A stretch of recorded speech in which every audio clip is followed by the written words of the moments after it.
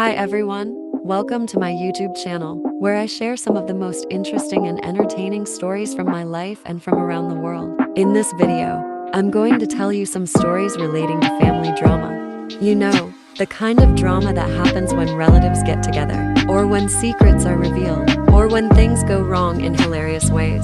These stories are based on real events, but I have changed some names and details to protect the privacy of the people involved.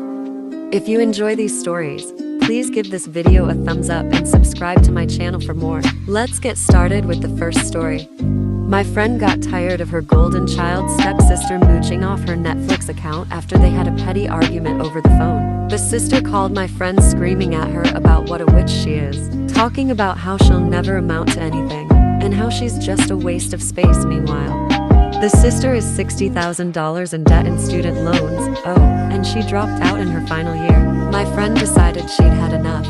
She then also changed the password to her Hulu and Amazon Prime accounts too, cutting her spoiled sister off further.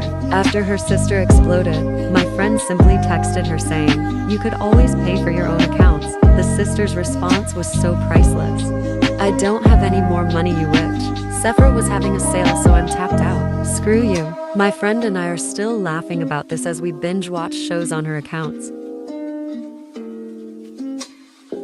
I recently found out that I am pregnant. I am overjoyed, as I have always wanted a child of my own. I focused on my career and my life, and since I am single, I wasn't sure if having a baby would ever happen. I was excited to tell my family the big news. My older sister has one child, my nephew, who is 7. My brother is married, but he and his wife have made it very clear they will always be child-free.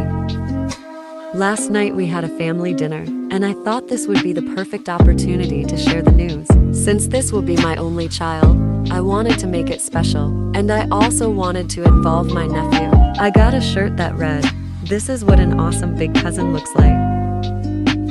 I slipped away with my nephew before dinner and had a special moment with him while I told him he was going to have a cousin. My nephew was very excited and put on the shirt. He put his sweater on over it, and I told him he could take the sweater off whenever he wanted at dinner. In the middle of dinner, he took off the sweater and waited for someone to notice. Soon my sister jumped up and excitedly screamed when she saw the shirt. But here's where it all started to go wrong. They all then immediately assumed it was my sister-in-law. I was hurt because my sister-in-law didn't try to correct them. She just went along with it and began to rub her flat belly while laughing. I must have looked completely hurt because my mother yelled at me to stop being rude and to congratulate them. I tried to explain that I was the one who gave my nephew the shirt. They all didn't even hear me and just continued to fawn over my sister-in-law. My brother stood frozen in shock, just asking his wife if she was serious. I got up and went home.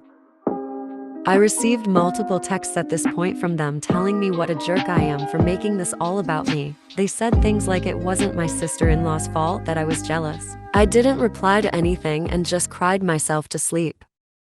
This morning my sister-in-law must have finally let it slip that she is not pregnant. They have now all called me to apologize, saying that they just got caught up in the moment. But they had to add in a cruel little twist.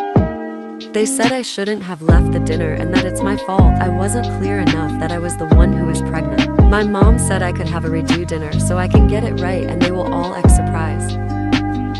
My sister-in-law sent me a message that said that the way I chose to announce was how she wanted to do it if she ever got pregnant. She said that since she is not ever having a child, she just wanted to experience what the moment would be like. She also said I can have my chance at the redo dinner.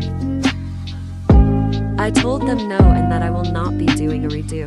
Every single person has now told me I am being selfish and a jerk because I won't let them make it right. To me, there's no fixing this. I will eventually forgive them, but I don't want to do a second announcement so they feel better.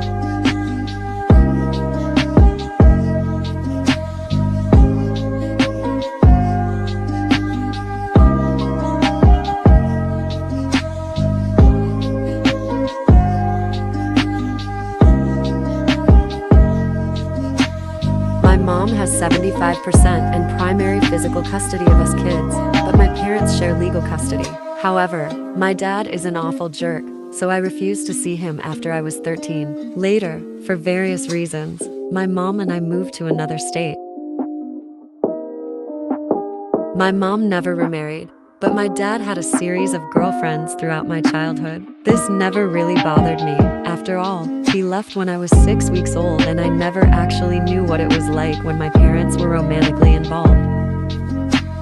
Anyways, one day when I was something like 13 years old, I come back from school to find an odd car parked on the street, and my dad basically said, "Okay, you're gonna meet my new girlfriend now." I went along with him and just kind of ignored him with a very bored look on my face.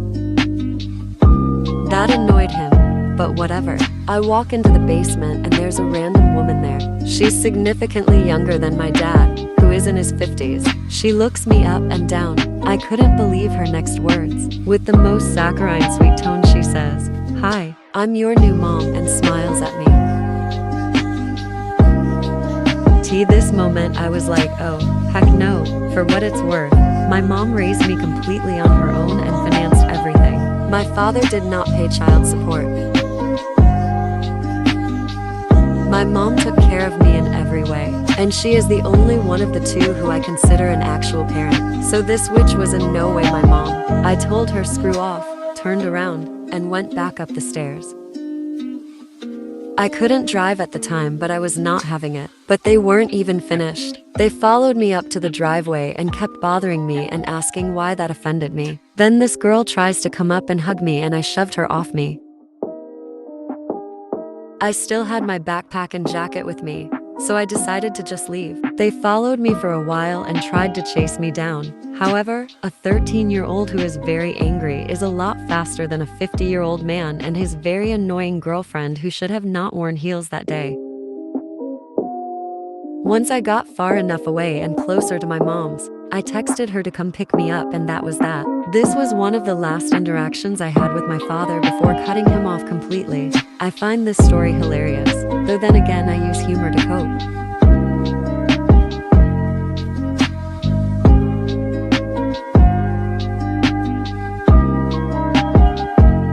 My parents aren't together. I haven't seen my dad since a huge to-do occurred when I was 10, and I'm 18 now. That said, my mother stays in contact with him because I have a severely disabled sister who often requires dual parental consent on forms. Her favorite method of contact is email, though they often call and she updates him on my sister. Now, don't be too harsh on my mother for this, but her password for her email is my sister's birthday. So, it's not too much of a stretch for the father of my sister to guess it. This is where it got creepy. My mother began to notice that whenever she received emails from her lawyer talking about decisions she made on my sister's behalf, she has right of attorney, that my father would call the next day. He would then suddenly go on a rant about the decision my mother just made. They're things he's actually against. He's not just picking a fight, but strange how he always ends up choosing just the right time to rant about these things, huh? Anyway, recently, my family's been going through some stuff. All my extended family are narcissists, alcoholics, criminals, etc. So the only support system we've ever really had has been my mother's two best friends. For clarification, one is my godmother, the other is my honorary aunt. She told me if anything happened to her, I was to call them right away, and they'd get me away from my dad before he even had a chance to fight for custody. I lived with one of them during my rebellious teenage period.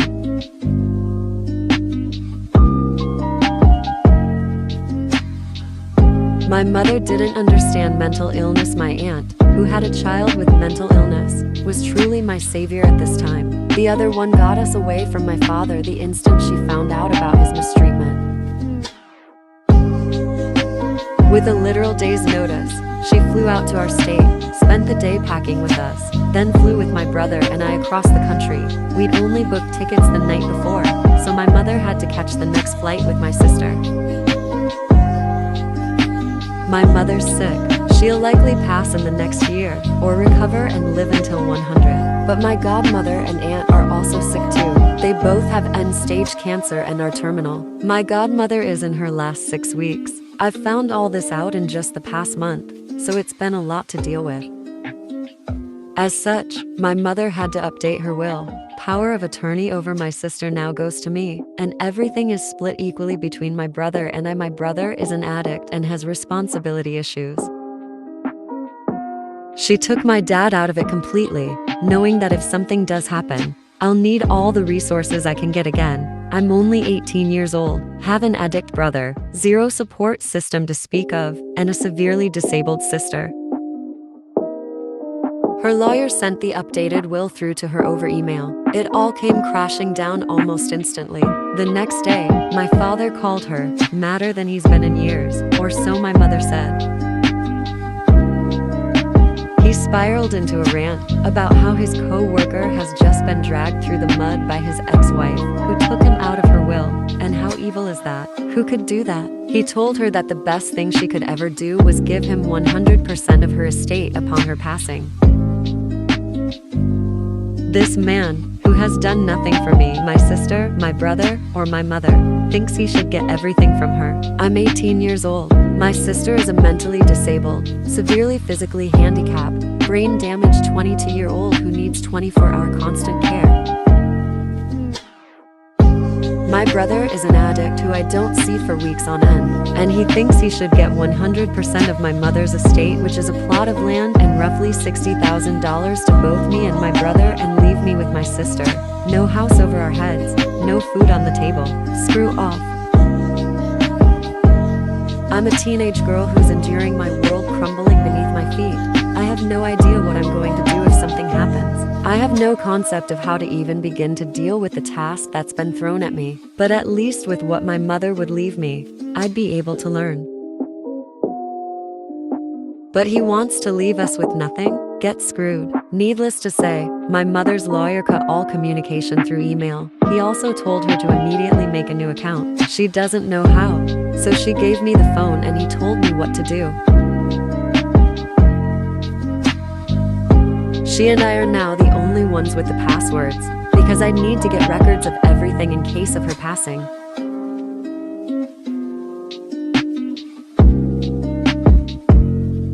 That's it for this video. I hope you enjoyed these stories relating to family drama. I'm sure you have some stories of your own, so feel free to share them in the comments section below. I would love to read them and maybe feature them in a future video. Thank you so much for watching and supporting.